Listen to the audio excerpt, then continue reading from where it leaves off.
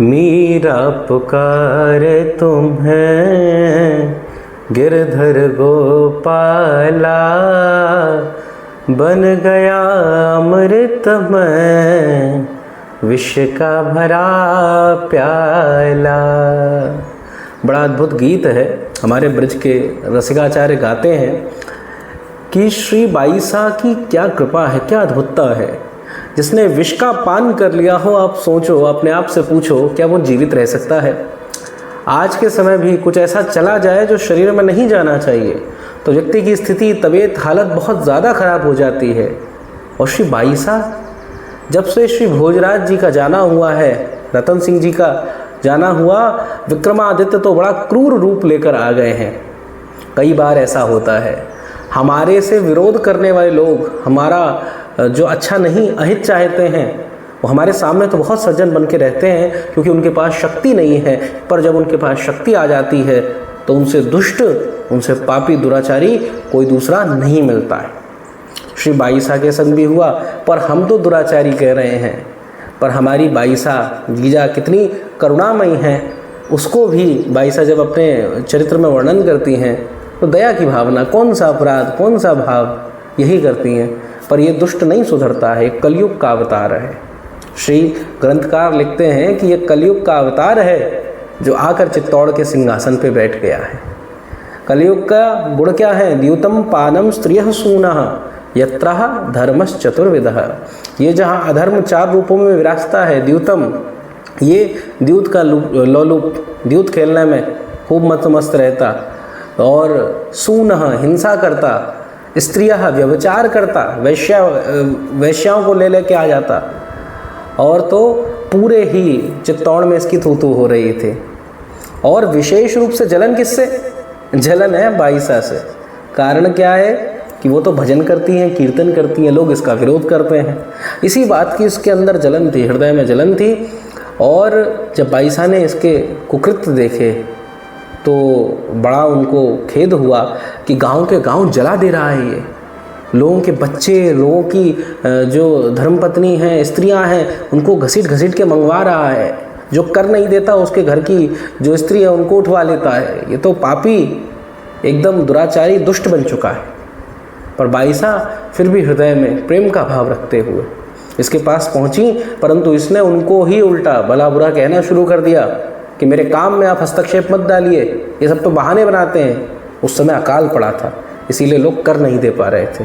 पर इसने कहा, ये अकाल वकाल तो सब बहाना है, आपको नहीं पता है, और ये गिरधर का जो भजन करना है यहीं करिए, पर बाहर कहीं जाने की आवश्यकता नहीं, संत मिलन की आवश्यकता नहीं, और वैसे भी ये पीतल की मूर्ति को पूज के मिलेगा ही क्या, यहाँ तक कह दिया।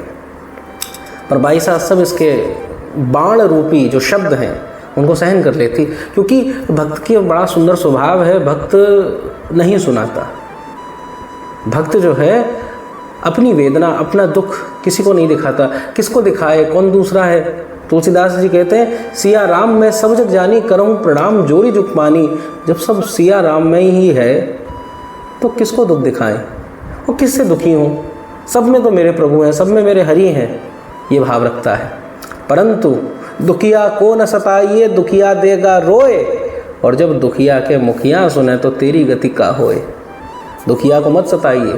पर विक्रमादित्य नहीं माना और इसने 4 से 5 दासियों को भिजवाया। षड्यंत्र, अब ये सोचने लग गया कुछ षड्यंत्र करा जाए। इसकी जो बुद्धि है, जो कलयुगी ग्रस्त बुद्धि है, वो चलने लग गई। 4 दासियों को भिजवाया और उद्देश्य ये था कि बाईसा को एक प्रकार का संदेश पहुंच जाए, इनको लगे कि मैं कोई मजाक नहीं कर रहा, मैं कर सकता हूँ चीज़ें। और धीरे धीरे जो एक दासी थी, बाईसा की बहुत प्रेम भाव रखती, जिसका नाम मिथिला था।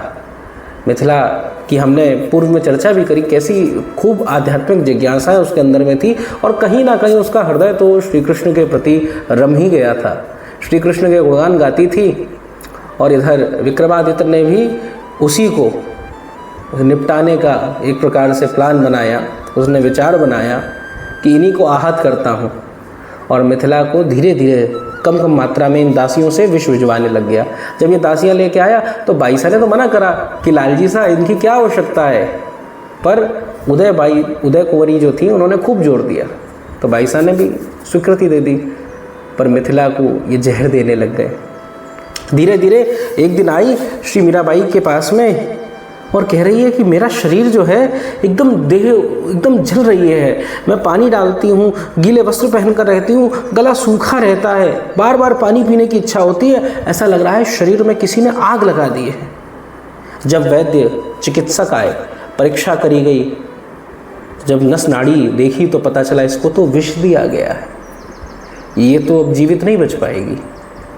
जब बाईसा ने ये शब्द सुने तो बड़ी दुखी हुई और श्री ठाकुर जी को पुकारने लगी कि हरि जी मेरे जीवन प्राण आधार, हरि जी मेरे जीवन प्राण आधार, और आसरो नाही तुम बिन तीनों लोक मंझार, हरि जी मेरे जीवन प्राण आधार। हे प्रभु, आपको जो होए सो करो, आप कृपा करो। ठाकुर जी ने संकेत दे दिया। क्या संकेत दिया? कि आप चिंता मत करें, इसको तो मैं अपने पास बुलाना चाहता। तब बाईसा के हृदय में एक प्रकार की प्रसन्नता का भाव भी आया, पर इधर मिथिला जो थी उसका तो शरीर टूट रहा था, जलन हो रही थी। बार बार श्री बाईसा के पास आने की जिद करे तो उसको लेके आए। बाईसा उसको हृदय से लगा लिया, गोदी में शीश रखा उसका। वो कह रही, बाईसा बस आप ये आशीर्वाद दीजिएगा कि आप जैसी स्वामिनी मुझे प्राप्त हो, आपके चरणों की सेवा मुझे प्राप्त होती रहे। श्री बाईसा अत्यंत भाव में भर गई और कहने लगी, श्री कृष्ण तुझे बुला रहे हैं, परेशान मत हो। और ये शरीर का ताप मुझे पता है बहुत कष्ट हो रहा होगा, तेरी देह जल रही है, तुझे विष दिया गया है, पर तू चिंता मत कर। ये शरीर तो वस्त्र की तरह है, यहाँ से चिंतन निकाल दे। देखो कष्ट तो हमें होता है, जैसे किसी के पैर में चोट लग जाए तो उसको बहुत दुख होगा, पर कष्ट हम बना भी लेते हैं। हम सोचने लगे कि पैर में दर्द हो रहा है, दर्द हो रहा है, दर्द हो रहा है, वो कष्ट बहुत बढ़ जाएगा, क्योंकि हमारे दिमाग को हर कार्य को बढ़ाना, उसका विस्तार करना आता है। ऐसे ही जो योगी जन होते हैं वो अपने दिमाग को एक केंद्रित कर लेते हैं, चाहे वो किसी मंत्र के द्वारा हो, चाहे नाम के द्वारा हो। श्री बाईसा ने कहा, श्री कृष्ण नाम का स्मरण कर, और मिथिला श्री कृष्ण श्री कृष्ण श्री कृष्ण श्री कृष्ण श्री कृष्ण कहने लगी। धीरे धीरे शरीर का जो दर्द था वो ढीला पड़ने लग गया, और मिथिला के श्री कृष्ण उच्चारण करने से उसका मस्तिष्क जो था श्री कृष्ण नाम में एक प्रकार से एक रंग हो गया। और बाईसा प्रभु के गुणगान कर रही हैं, उनकी गोदी में मिथिला ने अपने प्राण जय श्री कृष्ण ये उच्चारण करते हुए त्यागे। परंतु ये घटना हुई, जो बाकी श्री बाईसा की सहेलियां हैं, दासियां हैं, वो सब बहुत सावधान हो गई।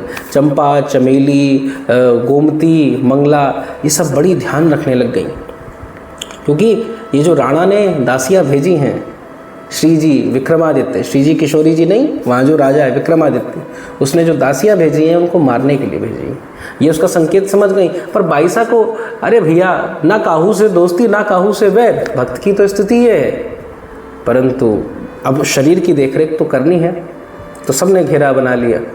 एक दिन क्या देखती है, श्री चंपा जो है वो बाईसा का जो शयन शैया है उसको सही कर रही थी, उसमें से जैसे चादर आदि उठाई तो देखा कांच के टुकड़े पड़े थे, कांच के एकदम नुकीले टुकड़े। इन पे यदि कोई बैठ जाए, लेट जाए तो उसका शरीर जो है, बदन जो है, छल्ली हो जाए। ये भी राणा का षड्यंत्र था। ऐसे कर करके आप सोचें, जो राजपूत वीर जो अपने प्राणों की बलि देने को तैयार आतुर रहते हैं कि हाँ हम कब मरें, वीरमदेव जी कहते हैं, जयमल जी कहते हैं, चिड़ाव दूदा जी हो गए, रतन सिंह जी हो गए, ऐसे महावीर भोजराज जी हो गए, वो अपने प्राणों की बलि देने के लिए आतुर रहते हैं। महाराणा सांगा हो गए। पर ये विक्रमादित्य पता नहीं कहाँ से आए कि इनके अंदर ऐसी धूर्तता आ गई। अब इसके बाद में षड्यंत्र करते। अब तो और जो सखियाँ थीं बाईसा के पास जाती, चंपा दौड़ के पहुंची बाईसा के पास में, उनकी पीठ के ऊपर हाथ फेरा, अरे कहीं कष्ट तो नहीं हुआ, इन्हें तो सुध नहीं रहती इनके शरीर की, कभी भाव आवेश आ जाए तो कोई चोट लग जाए इनको पता ही नहीं चलता। पर देखा तो परेशान हुई, बाईसा हंसने लग गई, क्या हुआ? तब उसने बताया कि आपकी शैया पे कांच था, ये जो दास दासियाँ हैं सही नहीं है। बाईसा ने कहा, किससे बैर और कौन अपना है? सब अपने हैं, सब बैरी हैं, क्यों चक्करों में पड़ती हो? हरि भजन करो, हरि भजन करो। चंपा ने सोचा इनकी रक्षा करने का दायित्व अब हमें ही लेना पड़ेगा। अब घेरे को और मजबूत कर दिया गया, बाईसा को कोई कष्ट ना हो इस बात का ध्यान रखा गया। बाईसा का प्रतिदिन का नियम था, जो कुंभ श्याम मंदिर के पास में उनका मंदिर बना हुआ था श्री ठाकुर जी का, श्री गिरधरलाल जी आदि वहाँ पे विराजते थे। श्री मीराबाई जी संतों से मिलने के लिए उस मंदिर में जाती थीं, वहाँ सत्संग होता था और सभी लोग आके सत्संग वार्ता का श्रवण करते थे। तो ऐसे ही सत्संग वार्ता हो रही थी और बाईसा की जो कीर्ति है वो धीरे धीरे फैलते जा रही थी और ये कीर्ति फैलते हुए पहुँच गई सारंगपुर के नवाब के पास में। इन नवाब की संधि जो है महाराणा सांगा के समय से थी, चित्तौड़ के साथ अच्छे संबंध थे, पर विक्रमादित्य का कोई भरोसा नहीं। उसके अपने सामंत जो हैं, अपने मंत्री हैं, वो तक परेशान है उससे, अपनी प्रजा को वो खाने पे तुला हुआ है। तो ऐसे पागल व्यक्ति के संग कौन अपनी संधि का भाव रख सकता है। उनके मन में इच्छा तो थी कि बाईसा के चरणार विंद के एक बार दर्शन करे जाएं। तो सारंगपुर का जो नवाब है अपने मंत्री को लेके आया। बाईसा उस समय सत्संग का भाव कर रही थी, सुंदर सत्संग करते हुए श्री ठाकुर जी के भजनों का गुणगान कर रही, और तभी वो नवाब वहाँ पहुँचा। श्री बाईसा गा रही हैं कि तुमको शरणागत की लाज, तुमको शरणागत की लाज, तुमको शरणागत की लाज, भात भात के चीर पुराए पांचाली के काज, प्रतिज्ञा तोड़ भीष्म के आगे, चक्र धरो यदुराज, तुमको शरणागत की लाज। मीरा के प्रभु गिरधर नागर, दीन बंधु महाराज, दीन बंधु महाराज, तुमको शरणागत की लाज। बाईसा पुकारती और जैसे ये शब्द पहुँचे, हे प्रभु आपको शरणागत की लाज, आप शरणागत रक्षक हो, भक्त वत्सल हो, भांत भांत के चीर भेजे। जब उस अक्षत सभा में, जहाँ पर कौरवों की सभा में बेचारी असहाय पांचाली द्रौपदी की लाज जा रही थी, तब आप उसके रक्षक बन के आए। प्रतिज्ञा तोड़ भीष्म के आगे। अरे जब भीष्म प्रतिज्ञा कर बैठे कि आपसे शस्त्र उठवाऊंगा, श्री कृष्ण ने प्रतिज्ञा करी महाभारत में, मैं शस्त्र नहीं उठाऊंगा। भीष्म ने बोला गंगा का पुत्र नहीं, शांतनु का पुत्र नहीं, यदि आपसे शस्त्र ना उठवा दिए। और प्रभु क्या करते हैं, अपने नियम को टाल दिया। प्रबल प्रेम के आगे चलकर प्रभु को नियम बदलते देखा। अपना मान टले टल जाए पर भक्त का मानना टलते देखा। इन सब सुंदर भावों को जब उसने नवाब ने सुना और साथ में बाईसा के सुंदर शब्द, अब हम क्या गा पाएंगे, हमें तो कोई अच्छा गायन आता नहीं है, पर बाईसा तो बहुत सुंदर सुंदर स्वरों में गाती, और जब इसको सुनते तो एकदम रोम आनंदित हो जाता, हर्षित हो जाता और सब रोमांच मान हो जाते। एक ऐसा लगता कि कोई दैवीय पुरुष गा रहा है, कोई दैवीय राग गाया जा रहा है, मानो उस ब्रह्म का, उस अनहद नाद का श्रवण हो जाता। संत लोग आते, बाईसा से कहते कुछ और सुनाओ ना, कोई दूसरा भजन, कोई दूसरा कीर्तन सुनाती। तभी बाईसा ने हाथ जोड़े और कहा आप सब भगवान आए हैं, आप सत्संग की कृपा करें। तो वहाँ जोशी जी जो थे वो कार्यभार संभालते थे पूजा का, तो उन्होंने जो लोग आए थे उनसे पूछा आप में से किसी के प्रश्न हैं। तो एक व्यक्ति ने प्रश्न करा कि गुरु कौन होता है और कैसे मिलता है। तो संतों ने वहाँ सुंदर समाधान दिया। संतों ने एक ही उत्तर दिया, गुरु कौन है, तो गुरु शिव है और शिव ही गुरु है। यहाँ इस पृथ्वी पर हो सकता है कोई व्यक्ति, कोई पुरुष, कोई स्त्री आपको उपदेश दे, कोई कंठी पहनाए, कोई दीक्षा दे, पर उसका गुरुत्व कहाँ से आ रहा है। वो गुरुत्व प्रदान करने वाले, गुरु का अर्थ भार भी होता है, वो भार, वो तेज देने वाले कौन हैं, वो शिव हैं। अंधकार का नाश करने वाले शिव हैं, क्योंकि संहारक हैं, महादेव हैं। इसीलिए जो गुरुत्व है वो शिव से ही प्राप्त होता है। और बात यह है कि गुरुदेव कहाँ मिलेंगे, तो शिव तो सर्वव्यापी है। अरे जिस पत्थर के शिवलिंग को लोग पूजते हैं, तो शिव तो उसके अंदर भी बसे हुए हैं। कण कण में शिव व्याप्त है, हर जगह शिव ही है, कंकड़ कंकड़ शंकर है। ऐसे अद्भुत शब्द। और इनकी प्राप्ति के लिए अगर सच्ची किसी के अंदर ललक है, किसी के अंदर ऐसे ऊपर की नाटक है, वो अलग बात है कि हाँ गुरु मिल जाए तो काम बन जाए, और अंदर चल रहा है बिजनेस बढ़िया निकल जाए, अंदर चल रहा है परिवार बढ़िया खुश रहे, भगवान की प्राप्ति की कोई इच्छा नहीं, तो ऐसे व्यक्ति को तो पता नहीं भगवान जाने क्या होता है। पर जो वास्तविकता में गुरु को चाहता है, जिसका उद्देश्य भगवान को प्राप्त करना है, तो ऐसे व्यक्ति को गुरु अवश्य मिल जाते हैं।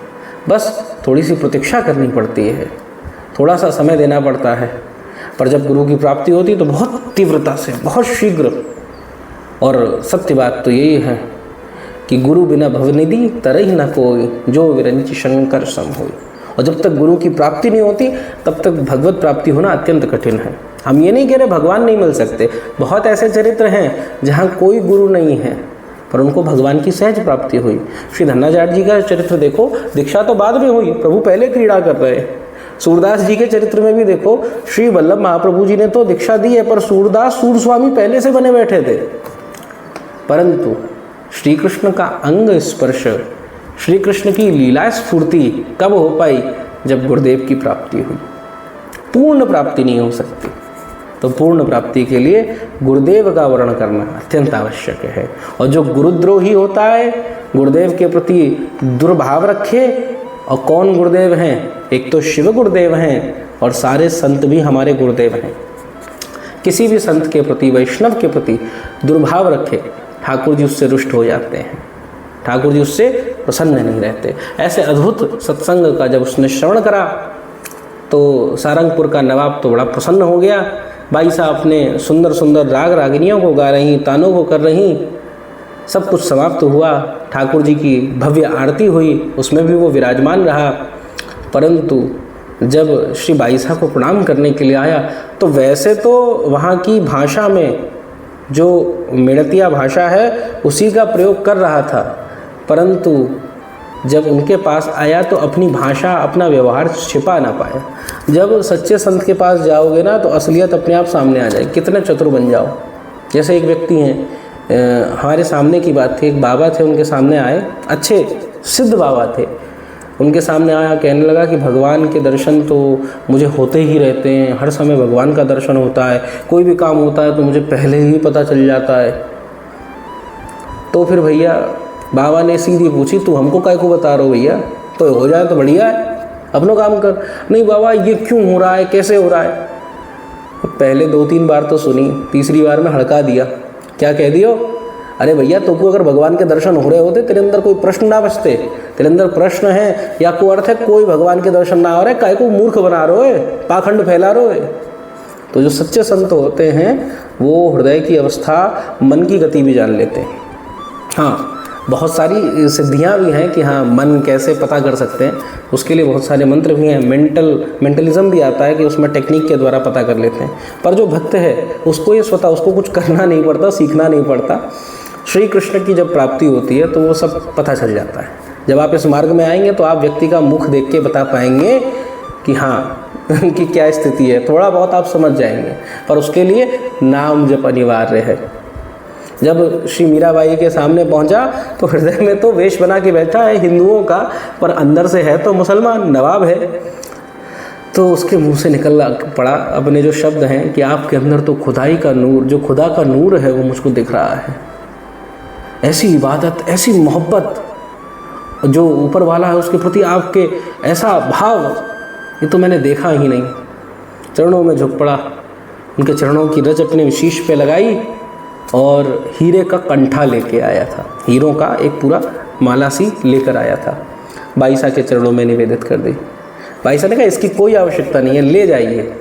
बोले नहीं, आप मना मत करिए, मुझ तुच्छ से क्या भेंट हो सकती है, बस यही हम जैसों की तो यही औकात है आपको देने की, तो आप कृपा करके इसको आप मत स्वीकार करो, प्रभु को पहना देना। जब बड़ा निवेदन करा तो भाई साहब ने स्वीकार कर लिया, वो चला गया।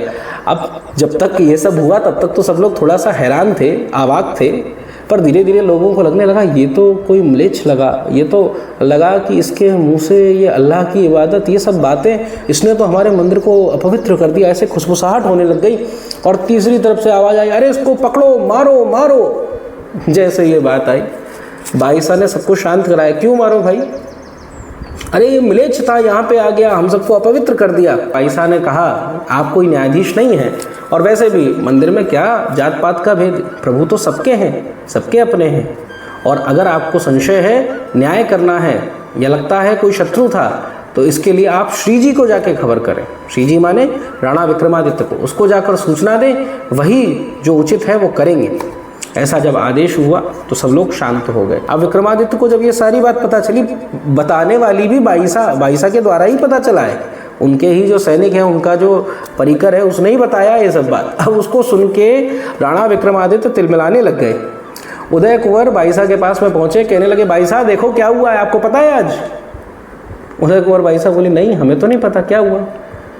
अरे आज तो नाक कटवा दी इसने, ये जो है जाती है, सत्संग करती है, उनके संग नाचती है, गाती है, बहुत बहुत भरा बुरा सुना है, बहुत अशब्द कहे, अशिष्ट शब्द कहे।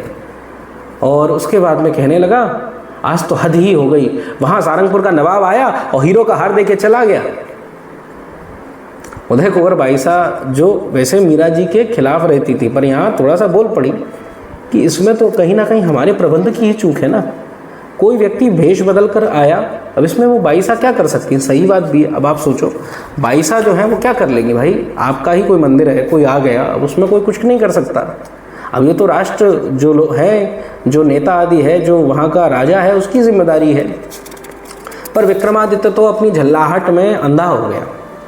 एक वैद्य थे, उनको बुलाया, उनका नाम था दयाराम पांडे। तो दयाराम पंडा को बुलाया और दयाराम पंडा आए, उनसे बहुत भयंकर हलाहल विष मंगवाया। उसमें उस हलाहल विष को लेके आए, उसने एक सोने का कटोरा दिया उनके हाथ में, उस विष को उड़ेला और उनसे पूछा कि इसको पीने के बाद मृत्यु निश्चित है? दयाराम बोले कि इसको कोई अगर चख भी लेगा तो उसके प्राण निकल जाएंगे। मुस्कुराते हुए राणा विक्रमादित्य ने कहा इसको ले जाओ मीरा के कक्ष में, भाविसा के कक्ष में, और कह देना कि जगन्नाथ जी का प्रसाद है। और उदय कुंवर बाईसा को भी भेज दिया। अब उदय कुंवरी जी का हृदय धीरे धीरे परिवर्तित होने लग गया। पहले तो उनको लगता था कि बाईसा बड़ी अशुभ हैं, इनके चक्कर में हमारे यहाँ सब अशुभता ही आ रही है। पर धीरे धीरे वो सोचने लग गई कि ये इसने क्या बुरा करा है। अगर सोचो तो ये अपना जीवन जीती है, प्रभु का भजन करती है, ना किसी का बुरा चाहती है, तो इसने कहीं ना कहीं हमारा कुछ बुरा तो करा नहीं है। ये सब मंशा थी। और जब जहर लेके पहुँचे, दयाराम तो बोल पड़े, मीरा जी के कक्ष में गए कि जगन्नाथ जी का प्रसाद आया। अब मीरा जी ने सुना जगन्नाथ जी का प्रसाद तो वो अत्यंत प्रसन्न हो गई और प्रेम भाव से श्री जगन्नाथ जी का जो प्रसाद आया है उसको अपने शीश पे लगाया और श्री गिरधर जी के सामने चौकी पे पधरा दिया कि इसको अभी पाएंगे। तब तक श्री बाईसा ने तो तंबूरा हाथ में लिया और उसके बाद उस पर उंगली फेरते हुए सुंदर भजनों को गाने लगी। दयाराम भी उनको सुनकर स्तब्ध थे और आनंदित भी थे। और उदय कुंवर बाईसा का मानो श्री कृष्ण हृदय परिवर्तित कर रहे हैं। और इधर जैसे भजन विश्राम हुआ, चरणामृत पान के लिए मीरा के हाथ बढ़े, सोने का कटोरा हाथ में लिया और मुख में लगाने जा रही तो उदय कुंवर ने हाथ पकड़ लिया, बाईसा इसको मत पीजिए, मत पीजिए। श्री मीराबाई जी की जो निश्चल शांत स्वरूप है, प्रेम पूर्ण नेत्र हैं, उनको देखकर उसका हृदय जो है उदय बाई का वो विगलित हो गया, वो पिघल गया। और वो तो कहने लग गई, मन ही मन सोचने लग गई, अरे उदा देख, तूने ना पति की सेवा करी, ना माँ की सेवा बन पाई, कोई सौभाग्य बन नहीं पाया, कोई अच्छा काम तूने करा नहीं, भगवान का भजन तो तूने करा नहीं, ना एकलिंग नाथ की तो ढंग से सेवा कर पाई है, जीवन के प्रपंचों में बीत गया। और हमने सुना है भगवान और भक्त एक ही होता है, ये तो विष पीने जा रही है, ऐसा जघन्य अपराध मैं करूँगी तो मैं जीवन भर अपने आप को क्षमा नहीं कर पाऊँगी, और मैं क्षमा करूँ तो क्या करूँ, वो भगवान, वो ईश्वर, वो दंड नियामक मुझे क्षमा नहीं करेगा। उदय कुंवर बाईसा के हृदय में आया, मैं तो लोहा हूँ पर ये मीरा पारस है, ये मुझे अपने जैसा बना देगी। तुरंत उनके हाथ को पकड़ लिया, कहने लगे कि भाभी साहब आप मत पीजिए। क्यों? मीराबाई प्रश्न कर रही हैं। अरे ये तो जगन्नाथ जी का प्रसाद है। अरे जगन्नाथ जी का प्रसाद नहीं, विष है, जहर है। बाईसा लाड़ करते हुए, अरे आप तो बावरी सी हो रही हैं, ये तो जगन्नाथ जी का प्रसाद है, लालजी साहब ने इतने प्रेम से भिजवाया है, तो इसको तो अब मैं पीऊँगी। उदय कुंवर बाईसा ने पूरी बात बता दी कि ये इस प्रकार से विष मंगवाया है, ये षड्यंत्र करते हुए लाया है। बाईसा हंसने लग गई। कोई बात नहीं, अब वैसे तो लाल जी सा ने ये चरणामृत भेजा है या जहर भेजा है ये मुझे नहीं पता, पर मेरे श्री गिरधर लाल की चौकी पे ये आ गया है, उनके सामने ये आ गया है, उनका प्रसाद तो बन ही गया है और अब इसको पिए बिना मुझे चैन नहीं पड़ेगा। इसीलिए इसका ग्रहण तो मैं करूँगी ही करूँगी, इसका स्वादन तो मैं करूँगी ही करूँगी। और श्री बाईसा ने उस कनक कटोरे को लिया और एक एक करते हुए एक पलक झपकते ही उसको पी गई, पंडा जी के सामने उसको दे दिया। पंडा के जो हाथ थे दयाराम जी के कांपते और उस कटोरे को हाथ में लिया और वहाँ से निकल गए। मीरा जी ने एक तारा उठा लिया, खड़ताल हाथ में उठा ली, चंपा घुंघरू ले आ ऐसा आदेश करा।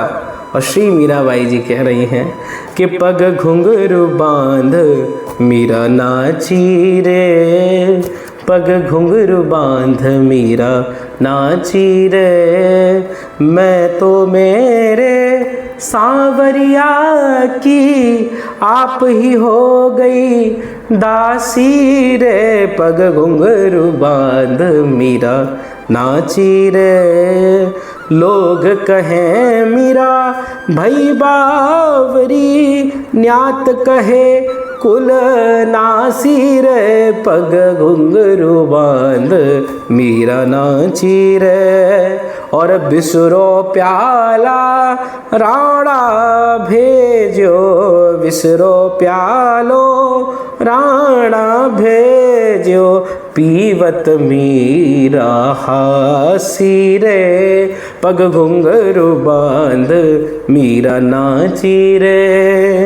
मीरा के प्रभु गिरधर नागर, मीरा के प्रभु गिरधर नागर, सहज मिलो अब इनासी रे, सहज मिल्या अविनाशी रे, पग घुंघरू बांध मीरा नाची रे, पग घुंघरू बांध मीरा नाची रे, पग घुंघरू बांध मीरा नाची रे। दासियां रो रही हैं, निश्वास हो रही हैं। भजन पूरा करके श्री मीराबाई जी ने एक श्री गिरधर लाल जी के सामने ढोक दी, उनको प्रणाम करा। उनका उत्साह तो आज रुक ही नहीं रहा था। उदय कुंवर बाईसा बार बार थमाती, परंतु वो तो नित्य में मगन थी।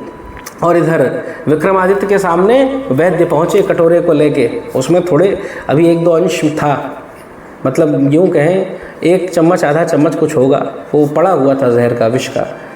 और राणा ने पूछा कि क्या विष दे दिया गया है? दयाराम ने शीश हिलाया। तो फिर तो अब कार्य हो चुका होगा। उदय कुंवर बाईसा को बुलवाया दासी से। उदय कुंवर बाईसा से पूछा क्या अब कार्य हो गया, वो समाप्त हो गई? उदय कुंवर बाईसा ने कहा अरे तुम्हें अभी तक समझ में नहीं आ रहा है, वो सामान्य नहीं है, वो अलौकिक है। अरे तुम्हारा ये जो वैद्य है जहर लेकर गया, मैंने बताया उसको कि जहर है, वो फिर भी पी गई, पर श्री कृष्ण के प्रेम में अभी नाच रही है, वो मतवाली हो गई है। अरे तुझ मूर्ख को अभी भी समझ में नहीं आ रहा है किनका अपराध कर रहा है तू? अब ये सुन के राणा विक्रमादित्य को अकल नहीं आई। जिसकी बुद्धि खराब होती है तो उसकी जो सुमति है पहले ही हर जाती है, और ज़्यादा दिमाग बिगड़ गया। अरे उस जादूगरनी ने तुमको भी बिगाड़ दिया है, सबको वशीकरण करके रखती है, तुझ पे भी वशीकरण कर दिया है। अरे पंडा इधर आ, वैद्य को बुलाया। वैद्य दौड़ता हुआ आया। तूने विष दिया था कि नहीं दिया था? बोले मैंने तो विष दिया था, अन्नदाता हुकुम, मैं विष ही लेके आया था, हलाल विष था, सूंघते उसको चखते ही व्यक्ति मर जाता है। वो तो पी के नाच रही है, एक काम कर तू पी इसको पहले।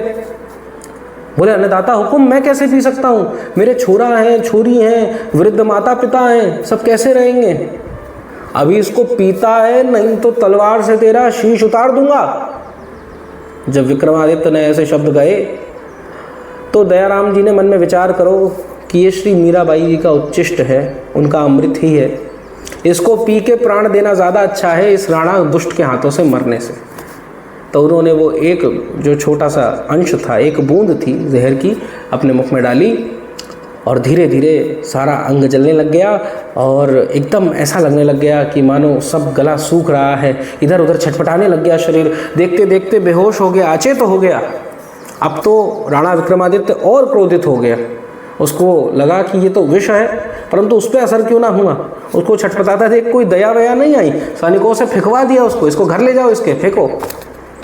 वैद्य जब अपने घर पहुंचा, उसके बच्चे, उसकी बीवी, सब लोगों ने देखा, दर्शन करा, उसकी पत्नी सब परेशान देख रही, हाय राम ऐसी दशा, इनको कैसे ठीक करा जाए।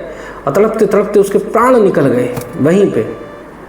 तो सब उसके बच्चे रो रहे हैं, सब रो रहे हैं, और उदय कुंवर बाईसा के सामने ये सब हुआ था। तो उन्होंने उसकी पत्नी को कहा, तू परेशान मत हो, अभी भी एक आस है। तू जानती है ना, चित्तौड़ में श्री भोजराज की प्रिय सखी श्री गिरधर लाल की प्रिय भक्ता जो रहती है मेरताणी जी, श्री मीरा जी, उनके पास ले चलो। अब इधर उदय कुंवर बाईसा की श्रद्धा मीरा जी में बन गई है। ये चमत्कार का असर होता है कुछ लोगों के संग ये होता है कि चमत्कार कोई नमस्कार है। तो कई लोग भी देखो, यही पूरा प्रसंग आपको बाईसा के बारे में और चीज़ें नहीं पता होंगी। जो 90% भारतीय है उसको ये विश्व वाला प्रसंग ही पता है, वो भी खोटा ही पता है, थोड़ा मोड़ कि इधर का उधर का जोड़ जाड़ के। परंतु इसीलिए ठाकुर जी चमत्कार करवाते हैं, ये सब कठिनाइयाँ देते हैं कि हाँ उन दुष्टों को भी अकल आवे, उनको भी सतमार्ग पे लगाया जा सके। उदय कुंवर बाईसा लेके आई, वो वैद्य तो बेचारा मृत हो गया था, पूरा शरीर नीला पड़ गया। और इधर बाईसा जिनको विष दिया गया वो तो आनंद में, मस्ती में, कोई चिंता नहीं, कोई टेंशन नहीं। आहा, इस दृश्य को देखने वाला है।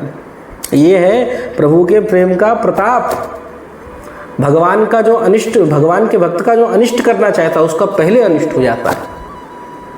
दयाराम पंडा पे दया आ गई। श्री बाईसा ने कहा, मैं प्रभु से प्रार्थना करती हूँ।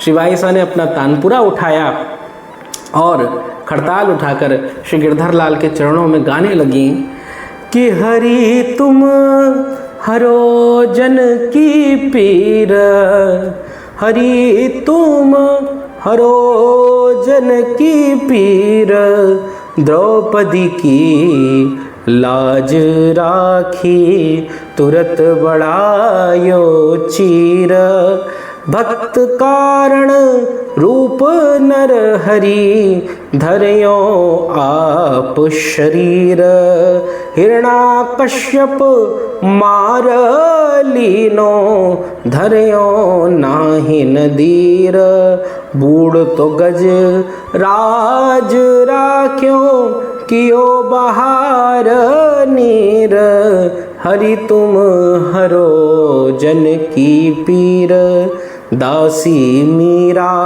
लाल गिरधर चरण कमल पर सीर, हरि तुम हरो जन की पीर। 4 घड़ी तक इस राग का अमृत बरसा। बाईसा की आंखें बंद थीं, आंसू झरते गए, किसी को ज्ञात नहीं हुआ। और एकदम से जो वैद्य था उसके नेत्र खुले और सचेत हो गया। उसकी पत्नी, उसकी माँ, उसके बालक सब उत्सव मनाने लग गए, नाचने लग गए। वो वैद्य जैसे होश में आया, उसको समझ में आया कि बाईसा ने प्राण बचाए हैं, तो उनके चरणों में प्रणाम करे। बाईसा कहे, नहीं नहीं, आप तो ब्राह्मण देवता हो, क्यों प्रणाम करो। उसकी पत्नी बाईसा के चरणों में लौट जाए। मंगला तो दौड़ दौड़ कर जा रही है, श्री प्रभु की जय हो। पूरे चित्तौड़ में ये बात फैल गई कि भैया बाईसा को विष दिया गया, विष देने वाला जो वैद्य था वो खुद मर गया, बाईसा ने उसको जीवित कर दिया। ऐसा अद्भुत चमत्कार हुआ है। और जब ये बात राणा के पास पहुंची तो राणा तो तिलमिला उठा, उसकी आंखें एकदम लाल हो गई, दांत पीसने लग गया। ये कैसे हो पा रहा है, ये अवश्य ही कोई तांत्रिक है, जादूगरनी है। भगवान के भक्तों के विषय में यही कहते हैं। श्री हरि की करुणा से जो जीवित हैं उनके चक्कर समझ में नहीं आते। बोले इनका धन कैसे आ रहा है, और प्रभु, ये कहते हैं प्रभु की कृपा से आ रहा है। अरे नहीं, कोई जुगाड़ तो होगा, कोई तंत्र होगा, कोई षड्यंत्र होगा। अरे भैया प्रभु की कृपा से आ रहा है, उनका घर चल रहा है, तुम क्यों मर रहे हो।